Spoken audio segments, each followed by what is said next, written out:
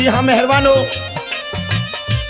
ये बात भगत पूरनमल के इतिहास से, और मौका भी होगा कि जिस समय गुरु गोरक्षनाथ पूरनमल को जिंदा कर लेते हैं और कहते हैं कि हे पूरन तो अपने महलों के लिए वापस चला जा, और पूरनमल गुरु गोरक्षनाथ से मना करता है। आइए किस तरीके से इस रागनी के द्वारा सुनते हैं।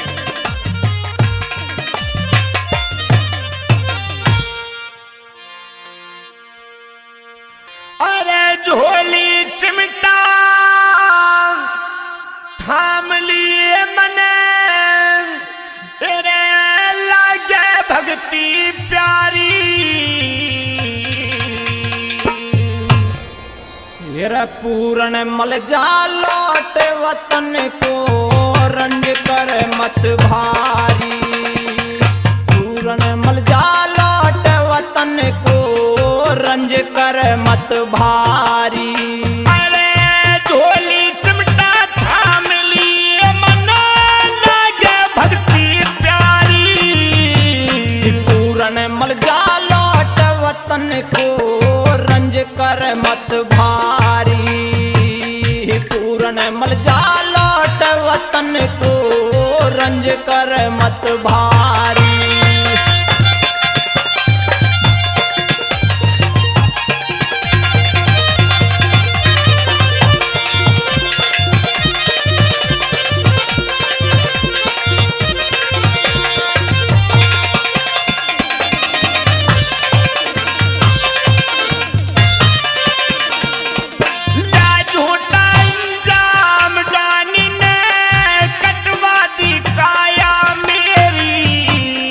बीती बात बता दे पूरन मत रोवे माया मेरी, कौन सुशोभित होवेगा सूरत को देख साया मेरी।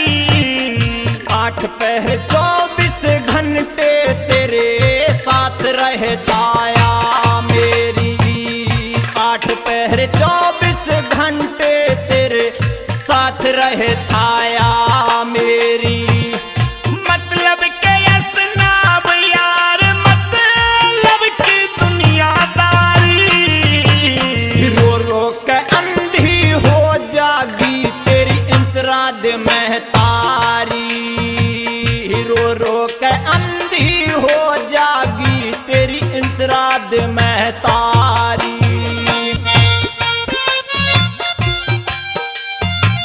और सरदारों, भीखचंद गोला हमारी पार्टी को खुश होकर इस रागनी पर 2100 रुपए देते हैं। हम भाई का तहे दिल से शुक्रिया करते हैं। एक बार जोरदार ताली भाई के नाम।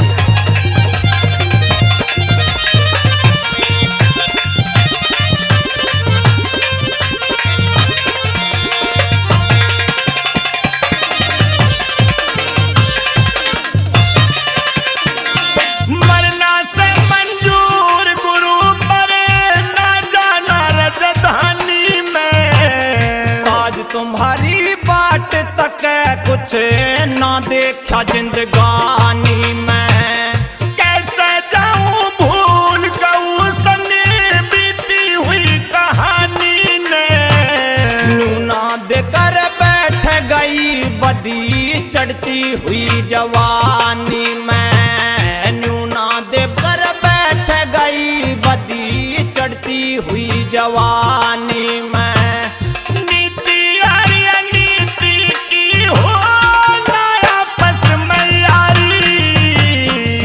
बड़े सर मार गए न कर्मा की गत न्यारी, बड़े बड़े सर मार गए न कर्मा की गत न्यारी।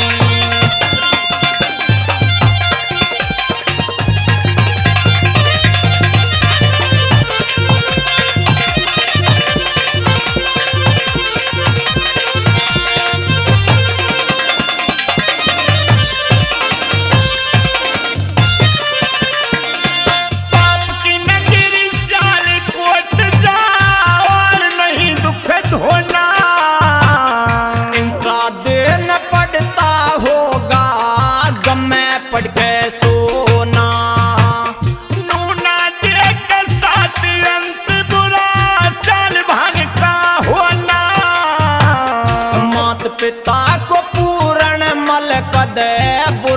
बोलते को न्या, मात पिता को पूरन मल कदे बुरा बोलते को न्या।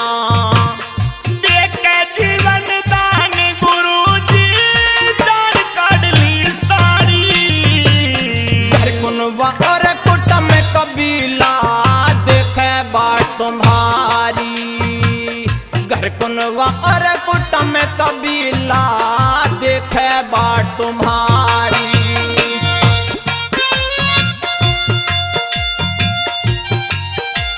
और हीरापुर से हमारे बड़े भाई विजय शर्मा 1100 रुपए इस पार्टी को खुश होकर देते हैं। इस रात्रि पर हम बड़े भाई का तहे दिल से शुक्रिया करते हैं।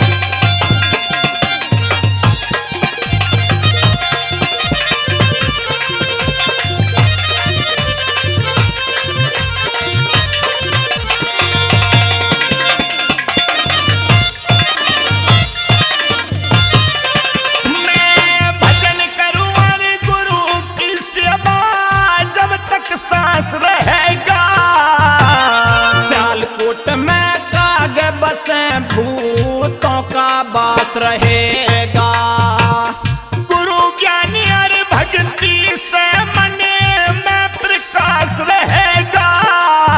यशपाल सिंह बिन तेरे पूरण ताज उदास रहेगा, यशपाल सिंह बिन तेरे पूरण ताज उदास रहेगा। गाँव में खास रहेगा दुनिया का हितकारी। मीठे स्वर में गाया करते भगत सिंह लेदारी, मीठे स्वर में गाया करते भगत सिंह लेदारी। अरे झोली चिमटा थाम लिए मना जागे भक्ति प्यारी। पूरन मल जा लौट वतन को रंज कर मत